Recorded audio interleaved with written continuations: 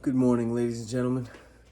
Today I was woken up, reminded of a time when I used to wake up 5 o'clock in the morning and I used to do sprints, and I was eating very clean, and I was removing most things that gave me pleasure from my life. And it was a state of time that I felt the most peace. I felt the most still. I felt like I was sufficient. I did not need anything. I felt amazing. And it got me thinking, how was I able to do that? The only way I was able to feel that way was because I was putting myself through so much pain, so much physical pain, that I had gotten to a point where I literally was not able any longer to be the one applying the pain to myself. What do I mean by that? When we go for a run, when we go to the gym and we work out, there is physical pain, but there's another pain within that is resisting the exercise that we're doing, whether we're running or whether we're curling for our biceps. Inside, there's a voice that says, oh man, I would much rather just sit on the couch and just eat some, snacks and just watch a little bit of Netflix. And that voice is breathing in pain when we do stuff to better ourselves, when we do stuff to increase our strength. They say pain is weakness leaving the body.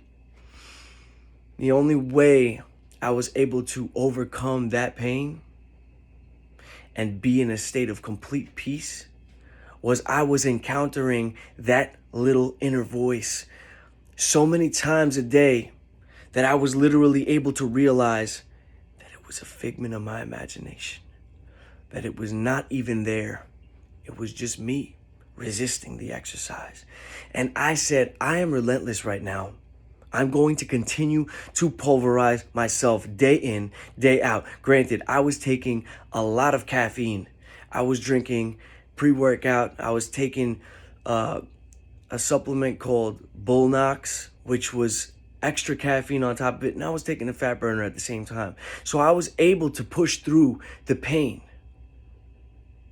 But in the process of pushing through the pain, I was able to make a connection in my mind where I realized physical pain is real, but the most painful is psychological pain.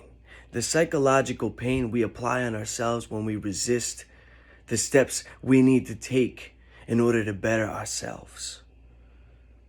So, my friends, I'm here to tell you that the only way we can achieve a true state of peace is when we encounter that inner voice of doubt enough times that we realize it doesn't need to be there.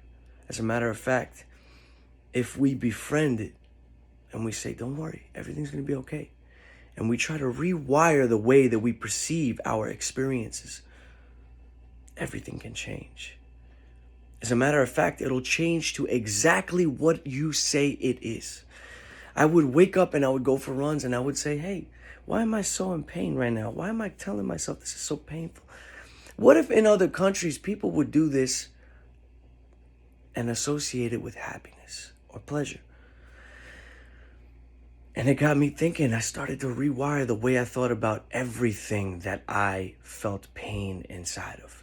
And I started to realize that pain is physical, but it's no more physical than the little pinch you feel when you do something.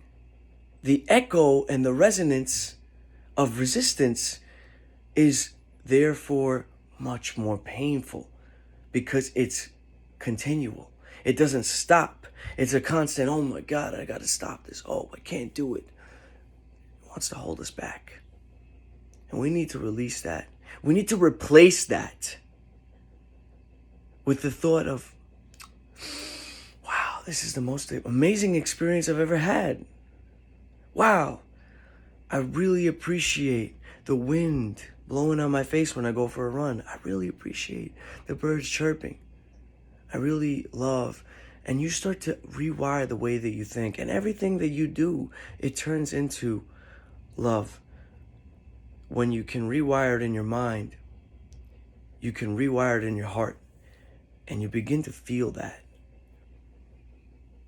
So if there's one thing I can do to uplift anyone that is going to watch this, it's to tell you guys, challenge yourself today. See if you can rewire it. See if we can change our thoughts from negative to positive. And if you can, try to help another person. Show them that they can too. Thank you guys. And I hope you have the courage to challenge yourself.